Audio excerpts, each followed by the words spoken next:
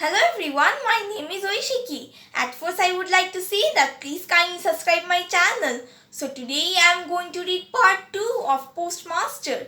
And yes, I would also like to inform that the ones who want to watch Postmaster part 1, they can get the video link from the description box. So now let's begin with our story. In the loneliness of his exile in the gloom of the rains, his ailing body needed a little tender nursing.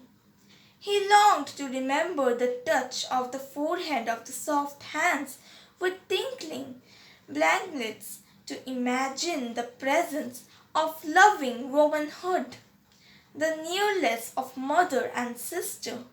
And the exile was not disappointed. Ratan gazed to be a little girl. She once stepped into the post of mother, called in village doctor, gave the patient his pills, the proper interval set all night by his pillow, cooked his gruel for him, and even now and then asked, "Are you feeling a little better, Dada?"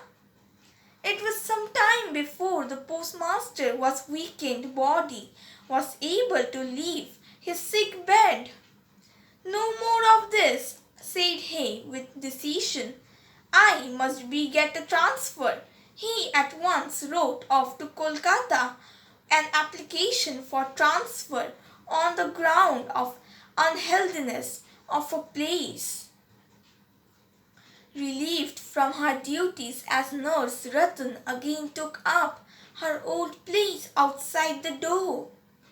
But she no longer heard the same old call.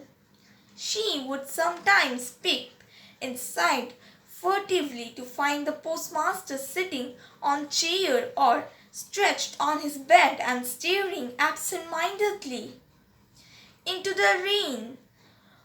While Ratan was awaiting her call, the postmaster was awaiting a reply to his application. The girl read her old lessons over and over again. Her great fear was lest when the call came she might be found wanting in a double consonance. At last, after a week, the call did come one evening. What was overflowing her, Ratan rushed into the room with her.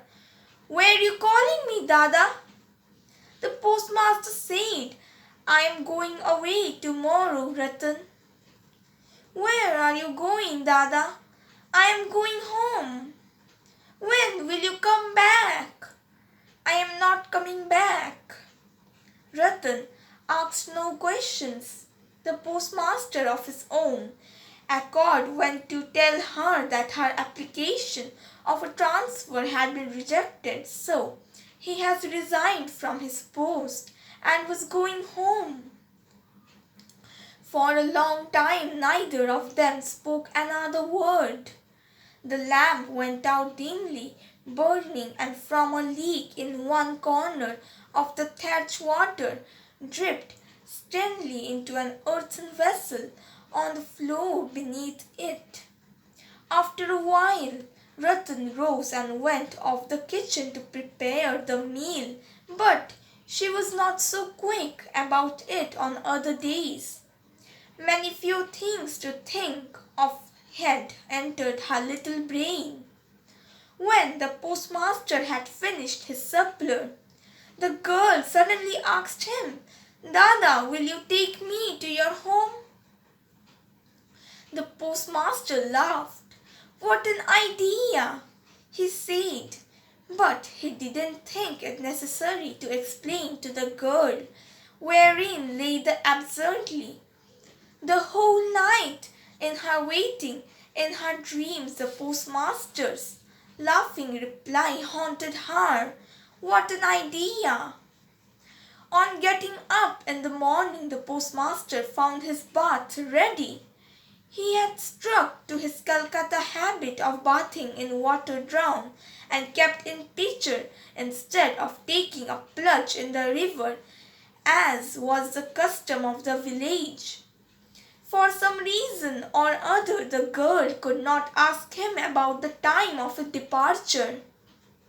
So she had fetched the water from the river long before sunrise, that it should be ready and early as might he want it. After the bath came a call for Ratan. She entered noiselessly and looked silent into her master's face for orders. The master said, "You need not be anxious about my going away, Ratan. I shall tell my successor to look after you." These words were kindly meant, no doubt, but inexhaustible are the ways of woman's heart. Ratan had borne many a scolding from her master without complaint, but this kind of words she could not bear. She burst into weeping and said, "No, no, you need not tell anybody anything at all about me. I don't want to stay on here." The postmaster was dumbfounded. He had never seen Ratan like this before. The new incumbent duty arrived, and postmaster, having given over charge, prepared to depart. Just before starting, he called Ratan and said, "Here is something for home. I hope it will keep you for some little time." He brought out from his pocket the whole of his month's salary, retaining only a trifle for his travelling expenses. Then Ratan fell in his feet and cried, "Oh, Dada, I pray you, don't give me anything. Don't in any way trouble about me." And then she ran away out of sight. The postmaster heaved a sigh, took up his little carpet bag, put his umbrella over his shoulders, and accompanied by a man carrying his many-colored tin truck, he slowly made for the boat. When he got in and the boat was under way, and the rain-swollen river like a stream of tears wheeling up from the earth, swelling and sobbed at her bows, then he felt a pain at hurt.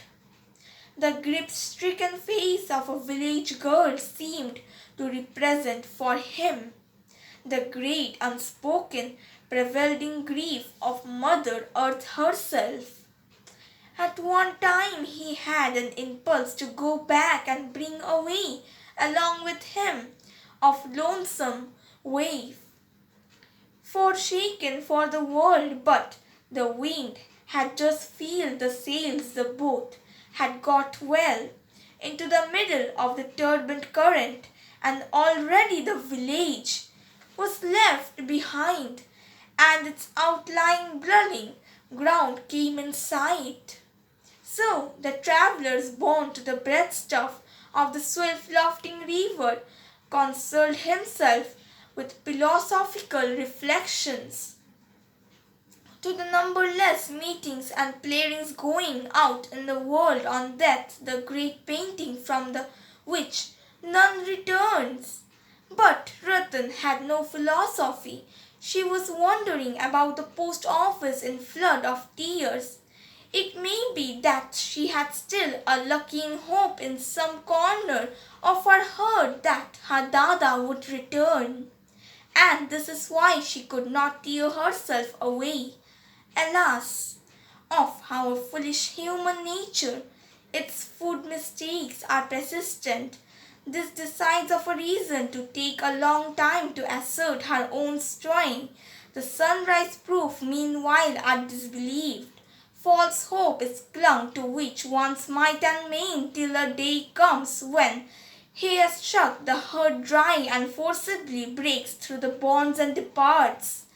And this comes to the mystery of awakening, and this once again the longing to get back to the maze of the same mistakes. So our story ends here. If you liked my today's video, then please like and comment my video, and also subscribe my channel to listen to more such stories and follow all my videos regularly. And don't forget to click on the bell icon. Thank you.